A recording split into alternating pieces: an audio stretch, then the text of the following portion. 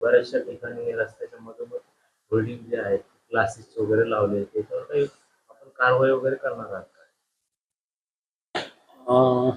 या संदर्भात आपल्या उच्च न्यायालयामध्ये 155/2011 ही PIL सुरू आहे आणि त्याच्यामध्ये प्रोग्रेसिव्ह रिपोर्ट आपल्याला सादर करावा लागतो.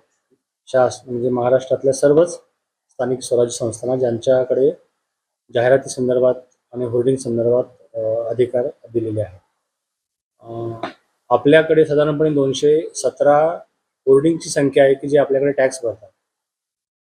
पण टॅक्स भरल्यानंतरच ते अधिकृत होतं असं नाही आहे.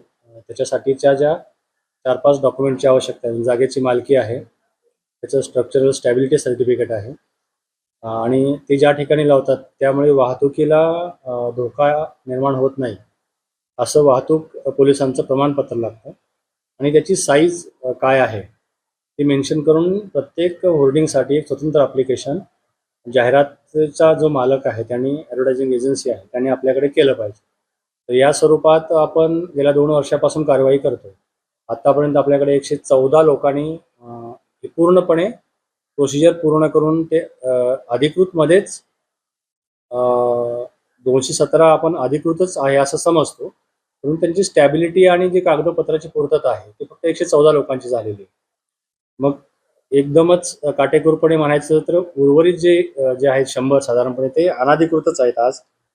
तर मी विभागाला सूचना दिलेल्या आहेत की यांची जर पूर्तता होत नसेल आणि जर कोणताही अपघात झाला दुर्दैवानं, त्याच्यामध्ये काही गंभीर घटना घडली तर त्याची जबाबदारी महापालिका कोणत्याही परिस्थितीत घेणार नाही.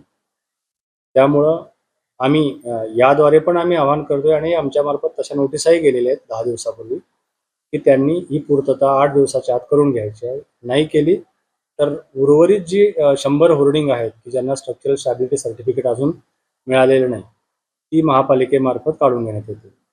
शहरात सर्व पोलवर मोठ्या प्रमाणात जाहिराती दिसून येतात. यामधल्या जाहिरात किती लिगल आहेत, किती इल्लिगल आहेत हे ॲक्च्युली विभागाला माहिती आहे आणि कारण त्या पूर्ण वेळ दिल्या जात नाहीत. 7 किंवा 5 ते 7 दिवसापर्यंतच आपण ती जाहिरात लावायला परवानगी देतो. त्यापेक्षा जास्तीच्या दिवसाची किंवा फार तर 1 महिन्यापर्यंत.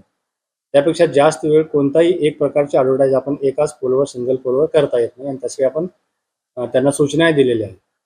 वास्तविक एका पोलवर एकपेक्षा जास्त ठराविक उंचीचा आणि ठराविक उंचीवर ठराविक आकारमानापेक्षा जास्तीची कोणतीही जाहिरात असता कामा नये.